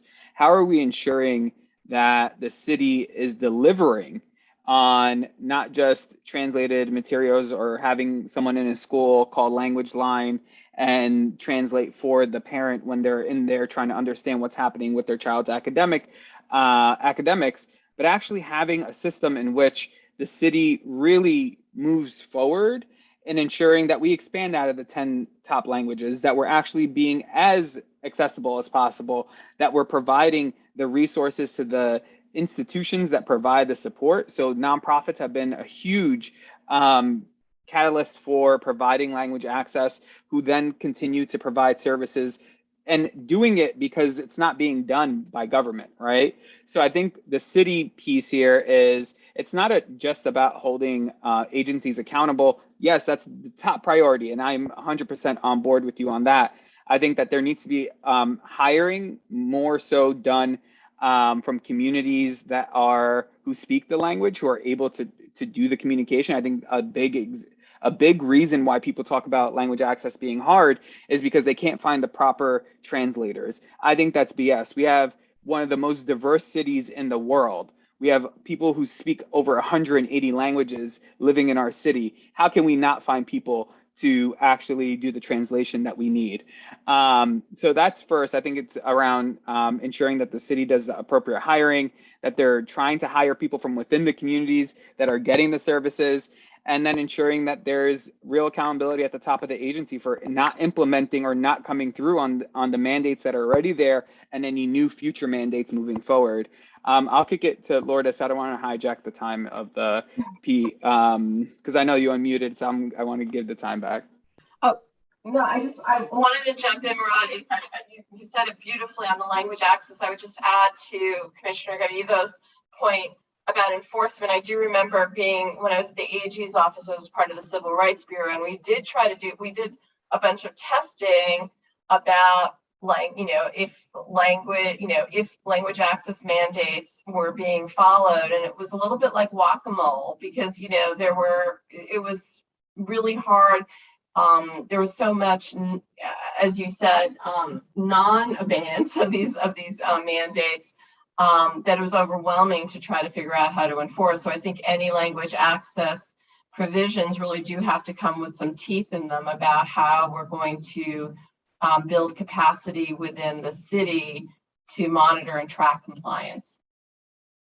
And the other question you had, I'm going to kick this one back to Murad, because I have not been at the table. I'm not even officially at Latino Justice yet, till December 7th, around the city council bill and the pros and cons of going the charter versus the law.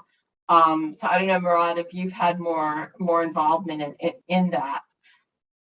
I think for us, it's either way. I think that it would be the goal here is to enfranchise as many people as possible to participate within civic life, and doing that through them being allowed.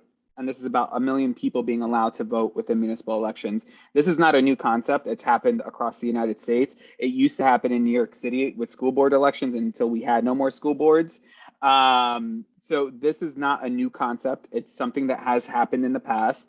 I think that there is going to be a number of people who talk about the legality of it. And we've done the research, we've done the legal analysis that's necessary. And we believe we are in the right to do it either through charter or through legislation. And I think for us, we're thinking through legislation is the route that we can get it done quicker. Yeah. So I wasn't ascribing an opinion, legal or otherwise. Generally speaking, I'm just curious why, that if you're going in that direction, and there would be a timeliness that would predate any consideration for the commission, since there have been testimony on it. I was more curious as to what that process would take place, if that was a recommendation that be done legislatively, rather than through a charter consideration. I think just based on strategy right now, that is most strategic for our coalition, which the New York Immigration Coalition co-leads with United Neighborhood Houses, and has a membership of over 100 organizations across the city of New York who've been doing the work in and out for the past 2 years to get folks on this new version of the bill that we've drafted as a coalition to really move forward. We think that legislatively is more efficient and actually gives us the opportunity to adjust as we need to move it forward. I think through the charter, we may see a few hurdles. Either way, I think it can be done through either avenue. We're recommending it be done through legislatively. Thank you both, all of you. Thank you. We Great will to see move you, Henry. to, oh, sorry. I know Commissioner Yu has a question. Go ahead. I have a couple questions for Murad. And then I have a question for Amy. Murad, my question is, you talked about city budgeting and how do we make sure that communities of color get equitable resources. So I'm wondering if you've seen models that prevent us from doing this, the budget, the frenzy of the budget season. If you've seen other cities where there is a more equitable model, that's one. And about the LPR voting, I remember coming to New York, and the first thing I worked on was getting more parents, undocumented parents at the school boards. And so you're right that absolutely that this is not new. But, you know, given what we've seen in the last election and all the confusion about sending out the ballots, getting the information to people, do you think this adds another confusion? And if we do think about this, then what should we think about? Those are my two questions for you. And then for Amy, it goes along kind of the lines of the funding about, the cultural institutions groups, right? And we know that communities of color, the cultural institutions in our neighborhoods, they are now more and more critical because they really tell the story of our communities with that when schools are not doing a good job. And so it's really important to have these anchors that serve as, an attraction for the communities together. And so if you can talk about, if you can talk in detail about some equitable programs, because we've actually had other artists at in-person hearings talk about this. And I'm also curious to hear your thoughts about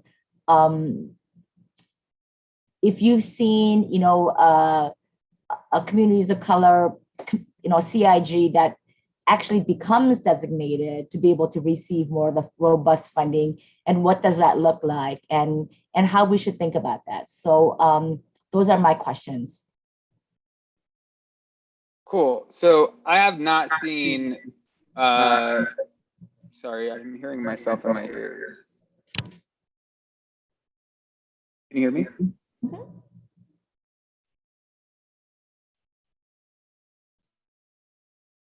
Perfect. So I have not seen, I think the reason why I've not seen a racial justice commission created before, and I think it's really important to start thinking differently. So to your question, no, I've not seen, and I'm not talking about equity, by the way, I'm talking about justice in our budgeting, because we can't talk about catching people, like giving people equal playing field when historically people have not been on equal playing field. Like you need to do more investment in communities that have not had the investment that they needed to actually have their communities thrive. So for me, in my comments around budgeting, it really is about investing more in areas that have not been invested in, investing more in areas where we know, an arts program can actually do more good than adding another 1,000 officers, where we know keeping community centers open to provide resources to community, having schools become hubs for where all of community comes together, like thinking differently. But about the budget specifically, we really need to invest in a way we have not before. And having this racial justice impact study happen, even on the budget level, is really important. How is, investment of like $5 billion or $10 billion in new prisons going to adversely impact our communities, right? What can that money go to instead? How are you going to remediate the impact of building those, not just the infrastructure in our communities, but how are you going to address the other impacts that come with that and having people incarcerated? So I think that when we're talking about budgeting, we have to flip it on its head. We don't talk about the money, right? And how that's going to move forward something along the lines of like advancing infrastructure. The best infrastructure and the most valuable infrastructure is the people in the city of New York. And we have to actually start investing in a way in which we're providing for those people, but specifically targeting and uplifting the people who've not been invested in historically in the city's history.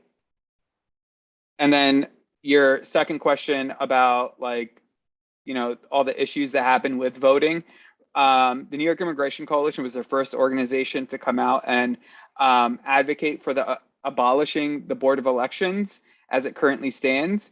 It's a partisan, hack-filled role where we've seen issues way before the new reforms came in place, where people were purged from voting records, people were removed, their parties were changed. There's so many issues with the Board of Elections that has been happening for a very long time because the Board of Elections has been incompetent for very long. So we need to actually make it a professional institution that actually addresses the issues of their incompetence, but also allows them to continue to implement accessible voting for everyone. And if that's through mail-in ballot, or if that's through early voting, or if that's through any other measure that was recently passed, that's on them to actually get correct. It's not the opposite way around. We don't work for the Board of Elections. The Board of Elections needs to do its job. That's what they're getting paid to do.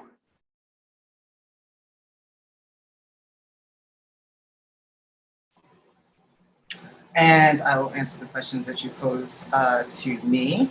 I believe the first question was, I think the second question actually was, name an example of a POC organization that has since become a CIG, and what were the results of that. I think the most recent example would be Weeksville. As some of you may know, Weeksville was struggling for many, many years, and there was a campaign just about maybe 2 or 3 years ago, where, you know, Weeksville was ready to close its doors. You know, we're talking about an institution that holds a legacy of Central Brooklyn like no other in Central Brooklyn, from the 1960s, civil rights movement, etc. But they were under threat of closing their doors because of, you know, lack of funding.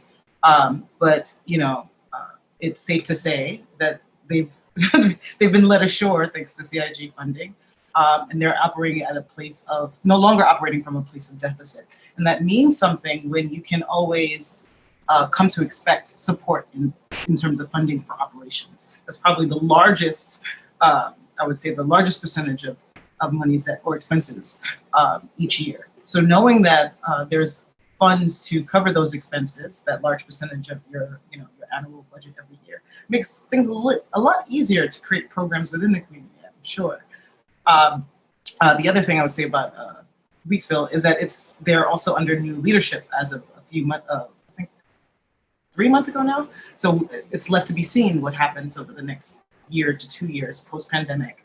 You know, how they are managing to, you know, survive and navigate as a CIG. Beyond this, you asked a question in regards to the types of programs that would be created under this initiative, let's say. I think the Cultural Equity Group in 2008 presented a cultural vision to the city, which presented, you know, a plan to create equity and funding for institutions like Mokata. But in addition to that, types of programs that were necessary within our communities that only our institutions could give birth to or give rise to or can implement, etc. 10 years later, in 2017, the People's Cultural Plan was also created. If you would like to take a look at that, I'm happy to share the link in the chat. But all of these, between the Cultural Equity Group and the People's Cultural Plan, there were many examples of how arts institutions could support the people, their communities, etc. And they've often gone ignored. You know, there were, you know, funds created by, I believe, City Council, DCLA specifically, discretionary funds like the Cultural Immigrant Fund, for instance, or the Coalition of Theaters of Color, for instance. They give nominal funds each year, or discretionary funds each year, but they're not enough to survive, for sure. You know, that's not even, you know, one salary, let's say. So I think that in terms of programs, I'll give you some example of programs that Mokata has been committed to over the last few years. Since 2018, we've been implementing a program, creating a program that's called Urban Planning for Youth. So youth between the ages of 14 and 24 have an opportunity to rethink their neighborhoods, what works, what doesn't work, how can we rethink the way, rethink the way our buildings are constructed, how we live, how close the neighborhood grocery store is, et cetera, et cetera. We've also created a program called Change the Ratio, which essentially is a little bit more, I would say it's a tiered kind of program, which is inspired by our work, evolved work, I would say, due to the constraints of COVID and the racial reckoning, et cetera.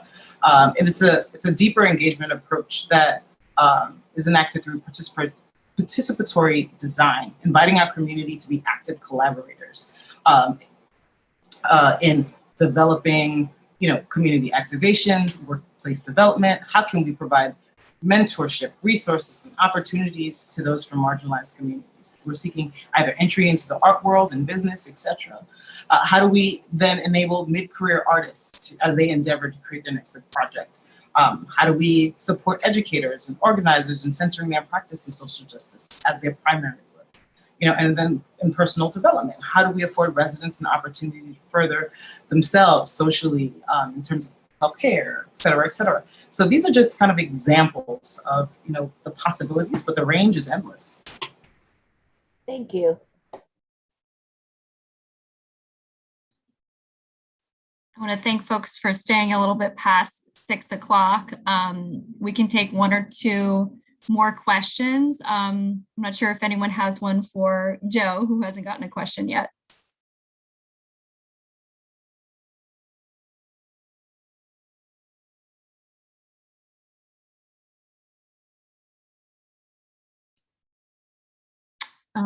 If no one has any questions, Joe, I have one for you.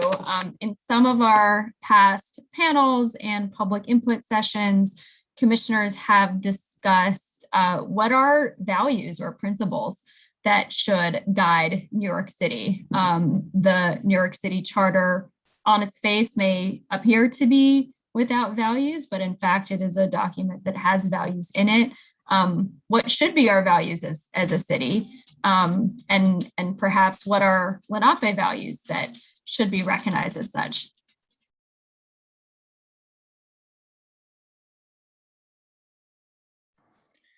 There, I'm unmuted. The value of generosity, I think, is key to any organization or entity. Also, the primary and most important value for American Indian people would be relations. All of our traditional cultures are centered around relationships and how we care for and nurture those relationships, which speaks, very broadly, and it speaks to inclusiveness. It speaks to sensitivity. It speaks to allowing and giving support for a voice that is frequently silenced, and then basic to all of that, I think in this post-COVID world, we have an opportunity to recalibrate, to really rethink our values, and to come back to the center, and that I think is true for a city as an organism, as an organic entity. The city of New York perhaps should consider coming back to its center and holding fast to those values that speak to truth and beauty and generosity and relationships. I love that. Thank you. I welcome other of our speakers to also weigh in on that question if you're interested.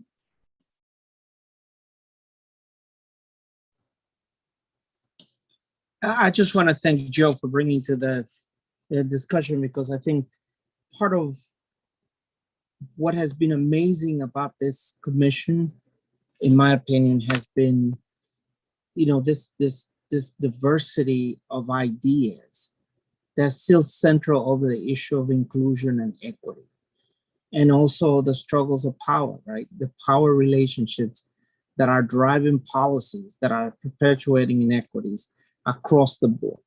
And so quite often, because of the time that we're in, you hear from organizations speaking for immigrants and people of color, and we applaud all that. But we quite often don't hear the perspective from that Joe was bringing to us. So from the commission, I think that's very important. And so I wanted to thank you for doing that, Joe.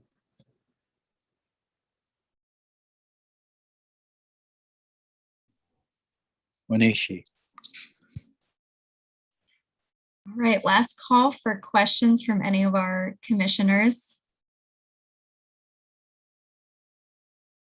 I just want to thank all of our panelists. This has been an enlightening conversation, and I hope we can turn to you as we synthesize all of the input that we've heard both from the public and from key thought leaders such as yourselves and practitioners. We certainly may have some questions as we're doing further research. So I hope we can come back to you. It looks like we do not have any more questions, so I can let you move on with your evenings. I just want to thank you all for speaking with us, and for anyone who's tuning in as a member of the public. Want to let you know that this is the penultimate panel in our Transforming Foundations series. We have our last panel next Tuesday. I believe it is our 8th and last. We've done a lot of these. Focus on intersectionality, equity across identities from 3 to 6 p.m. On Tuesday, August 31st. You can watch it on YouTube, same place you are right now. We will also be holding, as I mentioned at the beginning, a special public input session about the values New Yorkers hold for themselves and their communities. We want to hear about those values, those rights, those foundational principles that our city should recognize. That's Thursday, August 26th from 5 to 8 p.m. You can go to our website, nyc.gov/racial justice, to find the information to register and join that conversation. And then we will also hold our last in-person public input session of this phase of the commission's work on September 9th, location TBD. So stay tuned. You can sign up for receiving email updates also on our website, nyc.gov/racial justice. And lastly, thank you. Thank you to everyone that tuned in and listened to this conversation. Of course, to everyone who participated by presenting and engaging in conversation with the commission. And of course, to our commissioners for being here with us always. Thank you so much. Enjoy your evenings. Thank you, panelists. Thank you, everyone. Good night.